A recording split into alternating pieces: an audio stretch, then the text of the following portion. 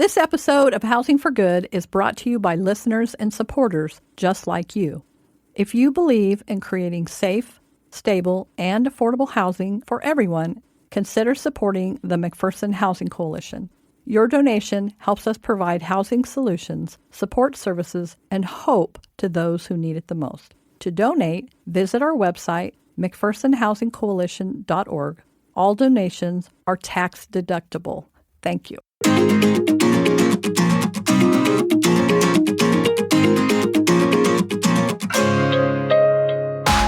Welcome to Housing for Good, a podcast dedicated to housing topics and issues affecting our communities in McPherson County and beyond.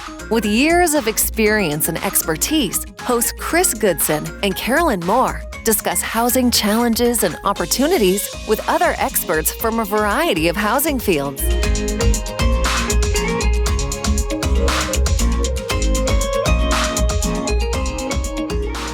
So we are joined now by Randy Bacon, and Randy started out the summit as the keynote for a photography work that he's done. And I missed called that The whole Road thing, I Carolyn, Call Home. by the way. So you're going to have to explain a little bit what you saw, and then we'll let our guests talk as well. And so I love this because Randy shared in 2008, he did his first interview with somebody, and he said, I looked him in the eye. So can you just kind of tell us how this started? Introduce yourself. Where are you out of? Yeah. Well, as you mentioned, I'm Randy Bacon, and from Springfield, Missouri. Oh, okay. Missouri. Yeah. And my work does take me across most of the nation. Oh, that's awesome. But the project you're referencing is The Road I Call Home, and it is a project that actually didn't even start in 2008. That was where my heart started. Okay. Regarding the homeless community in Springfield, Missouri. And there in Springfield, downtown, with our art gallery and our studio, we would have homeless individuals stop by. And prior to 2008, my attitude was not as compassionate and loving as it should be. But through the connections of having people come in and me just saying to myself, just take a minute for this person. Yes, absolutely. Learn a little bit about this person. I realized that my thinking was really not good about this. And so I photographed, his name is Kevin. And through our conversations, I became friends. And I was like, but this is a really great guy. I just like this guy. Yeah. I don't care if he has a home or not. I just like this guy. He's interesting to me. And I took his photo, and from there, I started realizing that if I've got this stinking thinking about the homelessness, I know there's a lot of people that does. Yeah. And that through my voice, maybe the impact that happened on my heart through my work can also happen to other people that experience it. So that started the road for The Road I Call Home, and that is creating this body of work that we're literally to this day almost, I'm still capturing stories for that project. Yeah. That is incredible. Yeah. And you know what's interesting is McPherson Housing Coalition started in 2008 as well. Is that right? And that's really where we started to see things that were going on and realizing what was happening in our own community. So that's an interesting connection between the two of us. But you really touched my heart when you talked about, we were taught as kids when we would go down into Mexico, actually, there'd be people lined up in cardboard boxes, and that's how they're living. And my parents were like, oh, they're just begging or whatever. And so we would just walk by and not pay attention. Don't look. And so don't I was make eye trained contact. to do that. Right. And so, of course, I had this attitude because that's how I was raised. Yeah. Yes. Right? Yes. I mean, honestly, I have great parents, but it made them very uncomfortable. And it made them uncomfortable for their kids to see that. Right. So this really brings me to my own childhood and to my own heart as to where my journey has come, and to hear your journey is like, wow. So keep going. I'm sorry I interrupted, but it just, that connection was like, and wow. I think, to this day, I know children are being taught that. Yes. So it's not like the problem's been solved since 2008, but still going. And I'm sure with your work and the work I'm doing, we're trying to change the way people think. Yes. Yes. And realizing, just like I did, it's like I was really remiss. I was off base. And that now by changing, I've had some of the best experiences and made some of the best friends. Yeah. Because everybody has a story. Everybody's got a And story. if I'm housed, I have that ability to have people into my house, to have friendships, to have relationships. But if you are homeless, if you are on the street, if nobody ever looks you in the eye or asks you your name or anything about that whole component of being alive and being a person is missing. Doesn't it break Right. your heart to think that you're not looking somebody in the eye and that no one is looking them in the eye? Right. That just like hits me here. Yeah. You can't see me, but maybe you can on the video. But it hits me there. And I will say, on a positive note, my own children were raised differently. So my son was in New Jersey with his best friend, and they found a guy, and they said, "Hey, if you'll show me around the city in New Jersey, we'll take you out to eat." That's exactly what him and his friend did. I think his friend's like, "What are we doing here?" And Derek's like, "This is what we're doing." So the guy took him around, showed him all the stuff, and they took him to a restaurant and they ate with him. Yeah, that's awesome. Isn't that, I mean, That's- the difference between the way I was raised by parents who didn't know and my children who've been so ingrained in this life for their whole lives. We've had all of this going on. Yeah. So that gives you hope to know that no matter how you're raised or what you're doing, there is hope if we can educate and teach. And I Exactly love right. what you're doing because that's what you're doing. It's amazing. And I can't wait to you. go see that later because I know. missed it. Randy, how many people have you had conversations with and photographed? At least 200. It's in the 200 range. Okay. Wow. Yeah, and over many years. Yeah. So that's a lot. That is a lot. And but yet I still am inspired by each one Yeah. in very unique ways. It's like each session that I have is its own unique thing, and we have our own unique relationship after it. Yeah. And for me that keeps driving me. Yeah. And I mean, I do want to create a voice. I do want to create a powerful tool for humanity that we change our views on this. But also, in the midst of that, I'm getting blessed like crazy. Yeah. Yeah. With some really, really interesting people that I really like. They like me. And we have good times, like dinner, like you talked about. Yeah. You know? Okay, so another thing that Randy pointed out when I got to listen to the part of his keynote was that he would tell a story about somebody, and then he would say, "They're now housed." Oh. And everybody in the room would clap because, that's what Yay. we're working for, is to Right, get people right. housed. Yeah. But then you said, what'd you say about them? Which part? They want to show me where they live. Oh, yeah. That is where Yeah. they look at this man, Yes. somebody that has opened his heart to them and now knows their story, and they get housed and they come back and they say, "Randy, you have to see where I live." Oh. Yeah, no, it's... That's awesome. And when you think about that, if you've got a good friend and they buy a new house in the suburbs, they're like, Yeah. "Come over." Yes, And it's really no different. But see, I appreciate that so much, Yeah. and that is they didn't have to take the time to reach out and to give me an update on their journey. Yeah. Yes. But they do, and it happens a lot, and that they do want to share their happiness with me, their new chapter of their life. It's special. Yeah. So I'm curious if the connection with you, the first person to look them in the eye and to really see them and to hear their story, is that the beginning of them moving forward sometimes because they've had that connection, because you've given them confidence, because they feel like they matter and somebody sees them? It's very powerful. Yeah. And I know, because I've had multiple participants of the road I call home say exactly that. Yeah. And I I have even chills mentioned right one now. in the talk. Yes. Yeah. Her name is Punky. That's her street name. Her real name is Leslie. Yeah. And not too long ago, her family was in from a different state, and at that point she had a home, and she was in a much better place than when I photographed her. She didn't have the issues with substance abuse, but she's like, "I got to bring my family down to Randy's gallery to introduce." Yeah. You know. I'm having chills over here. Do you feel I know. that way? It's such a beautiful, Yes. such a beautiful exhibit that he's got here. Yes. And then to think about this is just a portion of what Just he's portion. 200. what he's Yeah. recorded. Now, That's there's amazing. a book, right? Yes. Okay, so tell us about what's the name of the book and where can I buy it? Okay, the Road I Call Home is the title, and we do have them here at the conference. Okay. And it's a beautiful book. Awesome. I mean, I'll say that, even, Yeah. I'm not trying to brag. It's just a beautiful book with beautiful Beautiful people people. and beautiful stories. Yeah. And it's a big book. It's over 200 pages. It's a hardcover art book. We might have to get one for the office. Okay, You so need to here's get one the- for the office. Here's the other thing that Randy has done. When he takes these folks' pictures, he makes sure that they get copies of those pictures. Yeah.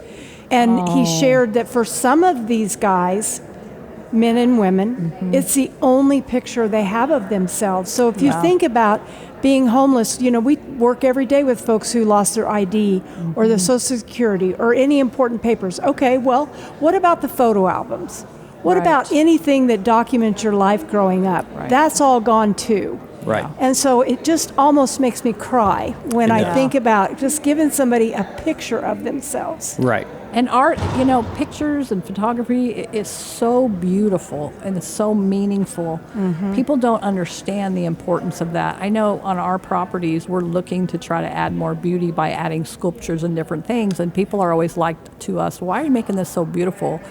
Because I'm not going to give them anything less than I would have for myself. Yeah. And I want them to be able to be surrounded by beauty so that they can see how much we love them and what's important, that we care for them deeply. I think that's like the first step, and that's exactly what you're doing. You care for them deeply, you're giving them a voice, you see them. I'm going to cry over here because this is just an incredible, incredible thing that you're doing. Yeah, I think the key words where you see them. Yeah. And I really want people to, that's one of the nuggets I want them to walk away with, because one of the top questions I do get asked from people that experience the work is, what do I do? What can I do to help the situation? And I go through that there's all these different things. But at the end of the day, if you can just see them, Yeah. and if you are walking by one on the street, you look at them, you smile. Yeah. That doesn't mean automatically you give them $20. Right. It's nice if you do, Yes. but just the mere fact of recognizing that they're alive, that they're human, that they deserve dignity, that goes a long way to helping propel them through that chapter of their life. Yeah. Yeah. This was Okay. awesome. Oh my gosh, Randy, thank you so much for taking time Thank you. Yeah, Thanks and for having a having me. conversation with us. And I just absolutely love your work, and I'm going to get one of those books. Me Thank too. you. Okay, so now we are joined by Molly Mendenhall. Molly, Molly welcome. is very Yes. familiar to us because we've been working for a while now on not just KS Homeless and the Continuum of Care that we're all a part of, but Molly is the lead on Built for Zero. Am I saying that correct? Yeah, we're in a backbone partnership with KDADS, the Department for Aging and Disability Services. Okay. And so together we form the partnership that helps to implement system change through the Built for Zero model. So I want to stop you for a minute. When you say continuum of care, is that what you said earlier? Yes. Okay, so a lot of people listening may have no idea what that is. So let's try to explain that. A lot of times what we do when we're part of this, we have all these things that we say, right? Yeah. ESG, we say TBRA, and people are like, what are you talking about? Yeah. So we want to make sure that we're being very clear as we go through this, that somebody's like, what is that? Yeah. So a Continuum of Care is a HUD-funded program that helps to disseminate money to communities to help resolve homelessness, help people escape homelessness, help people prevent themselves from becoming homeless. So we are the collaborative applicant, which means we at Kansas Statewide Homeless Coalition work with all of our partner agencies to apply for funds through the Department of Housing and Urban Development. Okay, that's a perfect... And there are agencies all across the state And the nation. and the Is it nation that that do what we do. And so if you are a provider in the state of Kansas, you are part of the Balance of State Continuum of Care. And then there are Continuum of Cares across the nation. Okay. So yeah, it's That's a nationwide. Awesome. Great explanation, you guys. That nationwide. was perfect. All right, so now, what is Built for Zero? Built for Zero is an initiative that was started by Community Solutions. It's a data-driven system improvement model to make homelessness rare, brief, and non-recurring across the country. And so we have people that say, well, we're never going to get rid of all the homeless people. There's always going to be homeless people. So what do you mean Built for Zero? We're never going to get to zero. That's not the point. That is not the point. The point is to make it to where we have less people entering the homelessness system, more people leaving the homelessness system, and making sure that if someone does become homeless, they're only homeless once. Right. So, and I have a question about that as well. I'm just going to ask 1,000 questions. So when you're talking about Built for Zero, how do you know that your community is now one of those types of communities? Is there a tracking system, or what is that? Yeah, so we consult with Community Solutions, which was the agency that started the initiative, and they track all of the communities that have signed up to be a part of the initiative, and they help us make sure that our data is accurate, and they help coach us on how to do that system improvement work. Okay, that makes a lot of sense, doesn't it? So I've heard homelessness explained as a river, where you have people going into the river and people coming out of the river, meaning they've gotten housed. Mm-hmm. We want less people going into the river than we have coming out because they don't get into the river to begin with. Or somebody on the bridge and the bridge collapses, right? Yeah. Didn't somebody just say that on a podcast that they Yeah. were on a bridge and the bridge is collapsing and all these people are falling in and we're throwing life rafts, but we're not really helping them. We're just saying, here's a life raft, hope it works for you. Yeah, exactly. That's exactly right. Mm-hmm. So how are we doing as a state in the Built for Zero? Yeah, so we officially launched our Built for Zero initiative as a state a year ago, so last April. So it's been a whole year. We have made tremendous progress since then. Our first goal has been to make sure that everyone is capturing up-to-date and quality, accurate data. Mm-hmm. So that is what everyone across the state has been working on. There is a verification process through Community Solutions that shows that we have low error rates in our data quality, nice. Mm-hmm. And that all of our policies align to ensure that we can capture everyone that's experiencing homelessness. And now we have 3 communities that have achieved that for 3 different populations. Wichita, Douglas County, and the Southeast region and Balance of State have all achieved their quality data verification for single adults, chronic individuals, and veterans. Okay. So there's still gaps. By hearing that, I'm thinking there's still a lot of gaps, but that's a huge start in just a year to be able to accomplish that much. Well, and you know, That's the thing incredible. I think that we all realize, because another person that's on our Continuum of Care for the South Central region, she pointed out that a lot of these agencies only have a couple of employees. Yeah. And so that is something that we've talked about. It's like, how do I do all of this? And it's just me and one other person. And so that's been something that as a group we've talked about. I think having the best data you can have is a great starting point, because you don't even know where you're starting until you have great data. Right. And we've been working towards that. The other thing is that if you, now I lost my train of thought. It's completely gone. That's okay. I have a question. Go ahead. So is every city or every person that is part of the COC, are they automatically in the Built for Zero, or do they have to specifically sign up?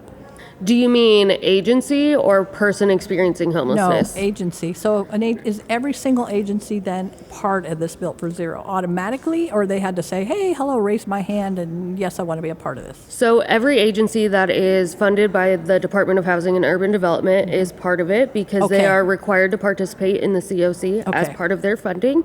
But we are hoping to expand our reach even more to non-funded agencies to get everyone on board and get the best data possible, so that we can ask for more money. We can't start looking at the problem and solving the problem until we know how big the problem is. Yeah. And that's where the data piece comes in. Because I know That two question came agencies. back. Yes, I know two agencies just that are surrounding McPherson County that I know are not funded by that funding because Yeah. they're all privately funded. I know at least two. Okay, my thought came back. Okay, go It's ahead. amazing how it'll bounce around. Well, I in figured there, if I talked, and then it you would comes figure back. it out. So one of the complaints that we have had is that the pit count is done in the dead of winter. And the folks that we need to count in the summertime, you can find them everywhere. Yep. In the dead of winter, they're either housed with another family or they're staying in a hotel or they're more difficult to find. Yes. And so that is an area where, for the people listening, and we have a wide listenership, Right.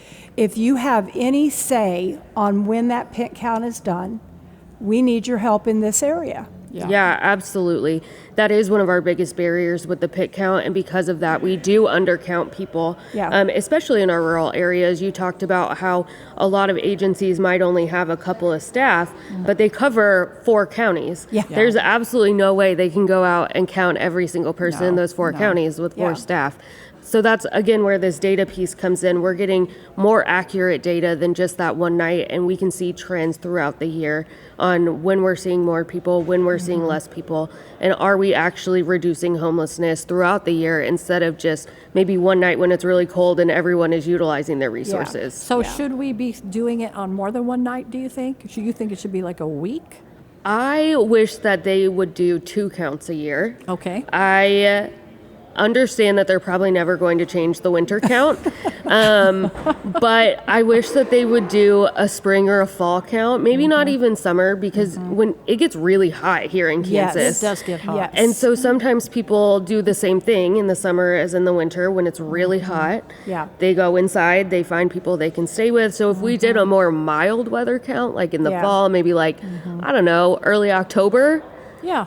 we Something. might get a more accurate picture of what it looks like if we're just counting one Even night. now, April. Yeah. I mean, Yeah. something in the spring or fall or something, because it is not an accurate count. I mean, we know that it's not an accurate count. Just in our little community, Yeah. I bet we have double or triple what we think we have Yeah. of people experiencing homelessness. Yep, I would say so too. All right. Well, thank you so much for joining us, Molly. This has been a really informative conversation. Thank you both. Yep, thank you. We are now joined by Abigail Kirkman. Abigail, I know that you deal with SOAR benefits. That's another one of those, what are they called? Acronyms. And so Acronyms. first thing I'm going to want to know is, what is SOAR benefits? Absolutely. Yeah, Go so my name's Abby Kirkman. I am one of the founders of Parkwind Training and Consulting. Before we started PTC in August of 2025, I was the assistant director of the SOAR Technical Assistance Center, along with my colleague who I started PTC with, Susie Sodergren. Collectively, we worked at the SOAR Technical Assistance Center for over 30 years. Wow. So you're not old enough to be there for over 30 years. There's no, okay, I'm sorry. This is a total, nothing to do with the podcast, but I'm having a problem with that. So SOAR stands for SSI, SSDI, Outreach, Access, and Recovery. And it is essentially a methodology of helping individuals who are experiencing or at risk of homelessness apply for Social Security disability benefits. So previously, the federal government, SAMHSA, funded the SOAR Technical Assistance Center. The funding for that ended in August of 2025. But one of the things that Susie and I really recognized was that the need for SOAR and strong disability benefits advocacy remained. Yeah. So since then, we have partnered with about 12 states to continue the training, technical assistance, and support for the SOAR methodology. But beyond that, what we're really focused on is timely access to Social Security disability benefits. So how can we get people who are experiencing or at risk of homelessness with severe disabilities the SSI and SSDI that they are entitled to in a timely manner, which we know leads to housing, it leads to further employment opportunities, and really just like a more reentry and reintegration back into the traditional society. Okay, That- I it is heard very state. difficult. Yes. I heard state, 12 Yes. states. So if you are in Kansas, where exactly do people go to get access to what you're talking about? Yeah, great question. So one of the states that we are currently partnering with is the state of Kansas. And Kansas is actually one of the top 10 states for SOAR. They have an average approval rate of about 75% on initial application for SSI and SSDI. Wow. So how SOAR works in Kansas is we are contracted with the state to provide training, technical assistance, and support. So there are agencies throughout the state that have SOAR trained providers. And generally, you would become enrolled in the services of that organization so that they can provide wraparound services, not just assistance with SSI and SSDI, because we know that while benefits assistance is important, it's just one piece of the puzzle. Yes. So depending on where you are located or where an agency is located, they might have SOAR trained staff. But that's also something to say that we are constantly looking for additional providers who are interested in becoming involved in this initiative. The training is free, the support is free. What we want is just for agencies to say, hey, people who we work with need Social Security disability benefits. How can we help them get it better and in a more timely way? So for me, I have a company called Jamie's House because I have a special needs adult son, and I found that I was not getting the services that he needed. So I started a company, which is what I like to do. Yep. And that would be something that my agency could apply to do. And I have a very, very tiny staff, but I'm just saying if we were larger, maybe we would be able to do that. Yeah, anyone. We always say anyone can become SOAR trained, whether you have your MSW, you're a caseworker, or you're a volunteer. Anyone who wants to help people navigate this system of applying for Social Security disability benefits, whether you're going to work with 50 people a year or 2 people a year. And I think that this is something that PTC, our company, really focuses on too. Yes, I want you to do the full methodology of SOAR, but we also understand that there is a whole other world of Social Security disability benefits. What if you have a CDR, a continuing disability review? What if you need to go through an appeal? What if you're someone who is older and you don't necessarily need a disability application, you need an aged application? What if you have a child that you're working with? So there's the methodology, and then there's like everything that comes around it. And one of the things that we really focus on and how I feel we do differently than what we were able to do at the federally funded center is we really approach it from a holistic point of view. So our case manager, for instance, Yes. would be able to then be trained Absolutely. and then help the families that we work with. 'Cause Yes. we have people come to us all the time that feel like they need to have those services. Absolutely. And we're like, that's a long process. And that's about all we can tell them, and it's Yeah. hard to even know where to send them to get that done. And I will say, you're exactly right, that the typical process, you probably have heard the myth that everyone needs to be denied 3 times before they're approved for benefits. Yes. Yeah, and so a lot of people will be denied initially, then they'll go in the first level of appeal, and then the ALJ, and they might get a predatory attorney. So and that can take years. Yes. The average time frame for that is about 2 to 2.5 years. With the SOAR methodology, we see on average nationally about a 68% approval rate in about 4 to 5 months, maybe a little bit more depending on how bogged down Social Security is. And like I mentioned, in the state of Kansas, they see an initial approval rate of upwards of 75% initially. So it's not a type of application. What we are training is how do we navigate the system? How do we fill out the forms appropriately? And how do we meet Social Security's criteria for disability? And those forms are crazy. I don't know if you've ever had to Yes. fill out any of the forms. So I have to do that regularly for my child. He's 30, but I have to fill those forms out for him. And if I didn't know what I was doing, they're kind of crazy. The whole process is so cumbersome, and some of it is done online, some of it is not able to be done online, and it's really navigating this incredible bureaucratic process. And I think part of what SOAR is and what we really strive to do is like pull the curtain behind, say this is what they're asking, this is actually what they're asking for, this is actually how you meet the disability listings, and here's how you talk to SSA and DDS on their terms. Yeah. Oh, I love Abigail and the work she's doing and others that we've spoken with because it, like she said, they're pulling back the curtain. Yes. They're saying, let's figure this out together. And I have been trained to know how to navigate it, which the average person off the street trying to they get through don't. whatever systems we have in place Absolutely. is a nightmare. Yeah. So It is a thank you for nightmare. the work that you Thank do. you. Yeah. And I'll just say too, like one of our big things is support. We always say at PTC, like we firmly believe that our training is only as good as the support we provide, because we could train you all day, every day, Yeah. but every individual that you work with is unique. Everyone has their own, it's a nuanced application. Their situation is nuanced. So you need to be able to reach out to someone and say, hey, this is the situation that we're dealing with. What would you advise on this? How would you handle this? And thanks to our contract with the state of Kansas, we are able to serve as that liaison and not only provide the training, but also all the follow-up support that's associated with it. So if somebody wants to get in touch with you, how do they do Yeah, that? absolutely. So you can go to our website. It's Parkwyn Training and Consulting, and that's PARKWYN Training and Consulting. Or you can reach out to the SOAR State Team Leads for Kansas, both of whom are located at KDADS, Jonathan Pendergrass and Patrick Nolan. And we all work collaboratively. Oh, that's awesome. But we have some social media, some LinkedIn, some All Facebooks. right. You can find us there.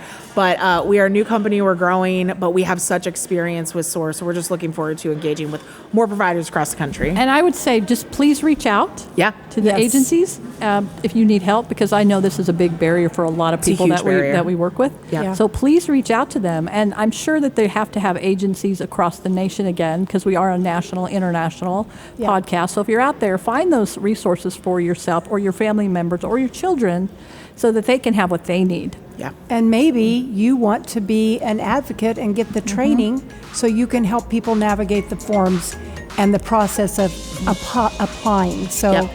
thank you. You're welcome. And yes, we're totally open to talking to anyone and everyone, and not just agencies. I've worked with friends, family members to do this.